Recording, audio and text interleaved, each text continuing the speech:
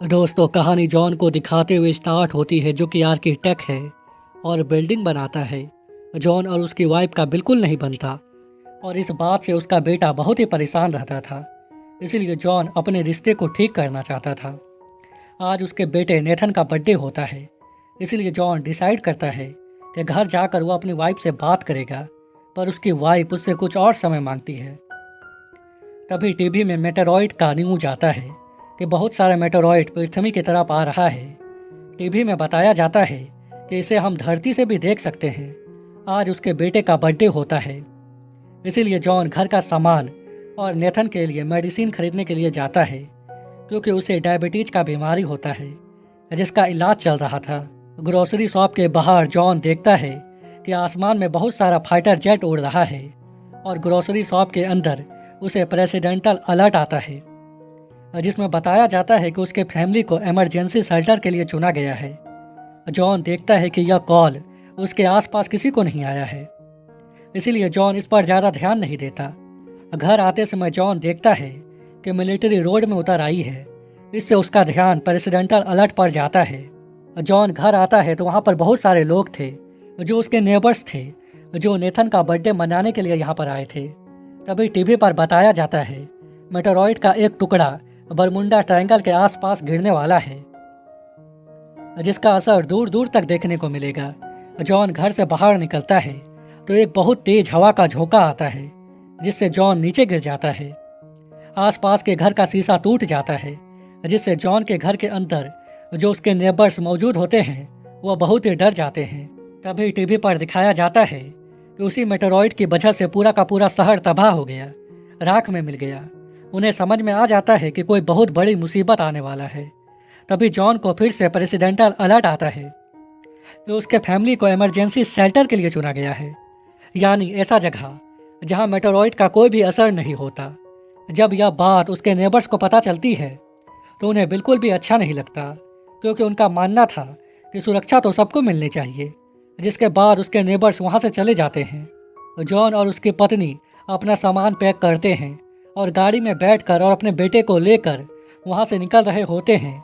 तभी उनकी एक नेबर्स उनके गाड़ी के सामने आ जाती है। वह जॉन को कहती है कि वह उसकी बेटी को भी अपने साथ ले जाए, पर जॉन चाहकर भी ऐसा नहीं कर सकता था, क्योंकि प्रेसिडेंटल अलर्ट में साफ साफ कहा गया था कि जॉन, उसकी पत्नी और उसके बेटे को शेल्टर के लिए चुना गया है। इसीलिए जॉन ना चाहते हुए भी वहां से चला जाता है और सीधा एयरपोर्ट पहुंचता है, जहां पर बहुत सारे लोग थे। मिलिट्री ने एयरपोर्ट को पूरी तरह से घेर रखा था। अंदर वही लोग जा सकते थे जिनके पास अंदर जाने का पास था। जॉन अपनी फैमिली के साथ अंदर पहुंच जाता है। तभी उसे याद आता है कि नेथन का मेडिसिन, जो उसके लिए बहुत ही जरूरी है, उसे वह गाड़ी में भूल आया है। जॉन भागते हुए गाड़ी से मेडिसिन लाने के लिए जाता है। तभी सब लोगों को मिलिट्री प्लेन के अंदर बैठने को कहा जाता है। नेथन और उसकी मॉम एलिसन जॉन के बिना प्लेन के अंदर बैठना नहीं चाहते थे, इसीलिए वह एक आर्मी ऑफिसर के पास जाते हैं, ताकि वह आर्मी ऑफिसर उन्हें बाहर इंतजार करने का मौका दे जब तक उसका पति नहीं आ जाता। यहाँ पर एलिसन से एक गलती हो जाता है। वह नेथन के बीमारी के बारे में आर्मी ऑफिसर को बता देती है और कहती है कि उसका पति गाड़ी से मेडिसिन लाने के लिए गया है। जिसके बाद आर्मी ऑफिसर उसे अपने साथ ले जाता है। जॉन जब आता है तो वहाँ पर उसकी फैमिली नहीं होती, इसीलिए जॉन एक आर्मी ऑफिसर से पूछता है तो वह आर्मी ऑफिसर बोलता है कि वे लोग प्लेन के अंदर बैठ गए होंगे। इसीलिए जॉन प्लेन के अंदर चला जाता है, अपने फैमिली को ढूंढने लगता है। तभी एक आदमी उससे पूछता है कि उसे अंदर किसने आने दिया, क्योंकि उसके पास मेडिसिन था। वह आदमी कहता है कि उसके भाई के बेटे को भी बीमारी था, पर आर्मी ने तो उसे अंदर घुसने नहीं दिया। जॉन को समझ में आ जाता है कि उसकी फैमिली प्लेन के अंदर नहीं है, इसीलिए वह बाहर जाना चाहता था। आर्मी ऑफिसर कहता है कि बाहर जाने के बाद उसे अंदर आने का मौका नहीं मिलेगा। जॉन इसके लिए तैयार था, क्योंकि वह अपने फैमिली के बिना शेल्टर के अंदर जाना नहीं चाहता था। जिसके बाद प्लेन का दरवाज़ा खोला जाता है। बाहर बहुत सारे लोग प्लेन की ओर आ रहे थे। दरअसल मिलिट्री ने जो घेरा बनाया था, वह घेरा लोगों ने तोड़ दिया था ताकि वह अपनी जान बचा सके। मिलिट्री और लोगों के बीच फायरिंग स्टार्ट हो जाता है, जिसके चलते वहां पर आग लग जाता है और देखते ही देखते वहां पर बहुत बड़ा ब्लास्ट होता है। जॉन इससे बच जाता है, पर उसकी फैमिली को पता नहीं था कि जॉन जिंदा है कि नहीं। इसीलिए नेथन की मॉम एक कागज पर नोट लिखकर कि वो अपने डैड के घर जा रही है, उसे गाड़ी पर चिपका कर वहाँ से चली जाती है। जॉन गाड़ी के पास आता है तो उसे नोट मिल जाता है। उसे समझ में आ जाता है कि उसकी पत्नी एलिसन नेथन को लेकर अपने डैड के घर जा रही है। इसीलिए जॉन उसे कॉल करने की कोशिश करता है, पर नेटवर्क ना होने के कारण उसका कॉल नहीं लगता। दूसरी तरफ हम देखते हैं कि नेथन का तबीयत खराब हो रहा है, इसीलिए उसकी मॉम उसे लेकर मेडिसिन की दुकान पर जाती है, जहां उसे नेथन के लिए जो मेडिसिन चाहिए था वह मेडिसिन मिल जाता है। तभी वहां पर बंदूक लेकर कुछ लोग आ जाते हैं। उसकी मॉम किसी तरह वहां से निकलती है और एक आदमी से लिफ्ट मांगती है। वह आदमी उन्हें लिफ्ट दे देता है और उससे पूछता है कि वह कहाँ से आ रही है। उसके मॉम बताती है कि उन्हें इमरजेंसी शेल्टर के लिए चुना गया था और उसके बेटे को डायबिटीज होने के कारण उन्हें बाहर निकाल दिया गया। एलिसन कहती है कि वहीं पर वह अपने पति से बिछड़ गई। वह आदमी देखता है कि एलिसन और नेथन के पास रिच बैंड भी है, जिसे देखने के बाद मिलिट्री वाले किसी को भी एयरपोर्ट के अंदर घुसने देते थे। वह आदमी एलिसन को गाड़ी से बाहर निकाल देता है और उसका रिच बैंड लेकर और उसके बेटे को लेकर वहां से चला जाता है अपनी पत्नी के साथ, ताकि एलिसन और जॉन की जगह वे लोग शेल्टर पर जा सके। उसकी मॉम गाड़ी का पीछा करने के लिए बहुत सी गाड़ी से लिफ्ट मांगती है, पर कोई भी गाड़ी वाला उसे लिफ्ट नहीं देता। वहीं हम जॉन को देखते हैं, जिससे बहुत दूर एक मेटेरॉइड का टुकड़ा गिरता है, जिससे बहुत बड़ा ब्लास्ट होता है। और इसी तरह का और इससे भी बहुत बड़ा एक मेटेरॉइड का टुकड़ा कल गिरने वाला था, जिससे पूरी दुनिया तबाह हो जाती। वही लोग बचते जिन्हें शेल्टर के लिए चुना गया था। तभी जॉन को एक ट्रक दिखाई पड़ता है जो लोगों को लेकर कनाडा जा रहा था। जॉन भी उस ट्रक पर बैठ जाता है क्योंकि उसके पत्नी के डैड का घर रास्ते में होता है।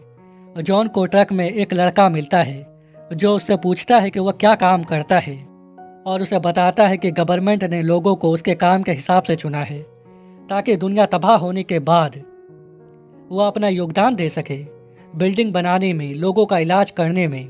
वह लड़का बताता है कि उसकी मॉम डॉक्टर है और उसी ने यह सब उसे बताया। वह लड़का जॉन से पूछता है कि उसके पास तो रिच बैंड भी है, तो वह फ्लाइट में क्यों नहीं गया। जॉन उसे पूरी बात बताता है जो भी उसके साथ हुआ था। वह लड़का कहता है कि हम लोग कनाडा से फ्लाइट पकड़कर ग्रीनलैंड जा रहे हैं, वहीं पर इमरजेंसी शेल्टर बनाया गया है, अगर तुम चाहो तो तुम हमारे साथ आ सकते हो। पर जॉन उनके साथ जाने से मना कर देता है। तभी ट्रक में बैठा हुआ एक आदमी जॉन से उसका रिच बैंड मांगता है। जॉन देने से मना करता है तो इनके बीच में लड़ाई स्टार्ट हो जाती है, जिसके चलते ये लोग ट्रक से नीचे गिर जाते हैं। इसमें उस आदमी की और वह लड़का जिससे जॉन बातें कर रहा था, उसकी मौत हो जाती है। इसके बाद हम उसी आदमी को देखते हैं जो नेथन का माता पिता बनकर जॉन और एलिसन की जगह लेकर एयरपोर्ट में घुसने की कोशिश करता है। वह आदमी अपने प्लान में कामयाब भी हो जाता अगर नेथन आर्मी ऑफिसर को नहीं बताता कि ये दोनों उसके माता पिता नहीं हैं। इन्होंने उसकी मॉम से उसे अलग कर दिया, जिसके बाद आर्मी ऑफिसर नेथन को अपने पास रख लेता है और उन्हें भगा देता है। इसीलिए एलिसन जब एयरपोर्ट पहुंचती है, आर्मी ऑफिसर से पूछती है तो उसे अपना बेटा मिल जाता है, जिसे डॉक्टर ने उसका मेडिसिन दे दिया था। एलिसन डॉक्टर को बताती है कि वो अपने डैड के घर जाना चाहती है, तो डॉक्टर उसे मिलिट्री ट्रक में बिठा देती है। वहीं जॉन किसी तरह किसी के घर से गाड़ी चोरी करके उसके डैड के घर पहुंच जाता है, पर उसकी पत्नी और बेटा अभी तक वहां पर नहीं पहुंचे होते हैं। इससे जॉन बहुत ही परेशान हो जाता है। तभी उसके पत्नी का कॉल आता है। वह बताती है कि वह अपने डैड के घर पहुंचने वाली है। जॉन उसे पिकअप करने के लिए जाता है और अपने पत्नी और अपने बेटे से मिलकर बहुत ही खुश होता है। घर आने के बाद जॉन अपनी पत्नी को बताता है कि कल एक बहुत बड़ा मेटेरॉइड का टुकड़ा पृथ्वी से टकराने वाला है, जिससे दुनिया तबाह हो जाएगी, खत्म हो जाएगी, और इससे पहले हमें ग्रीनलैंड पहुंचना होगा। मिलिट्री ने वहीं पर इमरजेंसी शेल्टर बनाया है। उसकी पत्नी अपने डैड को अपने साथ चलने को कहती है, पर उसके डैड इस घर को छोड़कर जाना नहीं चाहते थे, क्योंकि इस घर से उसकी पत्नी की यादें जुड़ी थी। जिसके बाद जॉन, उसकी पत्नी और उसका बेटा तीनों कनाडा के लिए निकलते हैं, जहां से ग्रीनलैंड के लिए फ्लाइट उड़ने वाला था। रास्ते में एक जगह पर बहुत सारा मेटेरॉइड का टुकड़ा गिरने लगता है, जिससे चारों तरफ तबाही मच जाती है। बहुत सारे लोग मरने लगते हैं। जॉन किसी तरह वहां से बचकर निकलता है पर कनाडा के उस एयरपोर्ट में पहुंचने में उसे रात हो जाती है जहां से प्लेन उड़ने वाला था। जॉन देखता है कि एयरपोर्ट में जो आखिरी फ्लाइट है वह भी अब उड़ने वाला है। जॉन अपनी गाड़ी फ्लाइट के सामने लाकर रोकता है, जिससे प्लेन के पायलट को नीचे उतरकर आना पड़ता है। वह कहता है कि तुम पागल हो गए हो। जॉन उसे कहता है कि हम भी सर्वाइवल हैं, हमें भी ग्रीनलैंड जाना है, और उसे अपना रिच बैंड दिखाता है और कहता है कि हम सेलेक्टेड परिवार से हैं। जिसके बाद पायलट उसे प्लेन के अंदर बिठा लेता है, और जब ये लोग ग्रीनलैंड पहुंचने वाले होते हैं, आसमान की गहराइयों में होते हैं, तभी मेटेरॉइड का एक बहुत बड़ा टुकड़ा धरती पर गिरता है, जिसके वेव से इनके प्लेन को बहुत बड़ा झटका लगता है, जिससे प्लेन कंट्रोल से बाहर हो जाता है और बर्फ़ के बहुत बड़े पहाड़ से जाकर टकरा जाता है। अच्छी बात यह रहती है कि इसमें पायलट के अलावा किसी की मौत नहीं होती। तभी आसमान में इन्हें एक मिलिट्री प्लेन दिखाई देता है लैंड करते हुए, जिसका मतलब था कि आसपास ही कहीं इमरजेंसी शेल्टर बनाया गया होगा, और ये लोग उस तरफ बढ़ते हैं। तभी इन्हें एक मिलिट्री ट्रक मिल जाता है, जिसकी मदद से ये लोग इमरजेंसी शेल्टर तक पहुंच जाते हैं। यह शेल्टर पहाड़ों के बहुत ही नीचे बनाया गया था। शेल्टर को पूरी तरह से सील कर दिया जाता है। तभी मेटेरॉइड का सबसे बड़ा टुकड़ा धरती से टकराता है, जिससे धरती हिलने लगता है और सब लोग बहुत ही डर जाते हैं।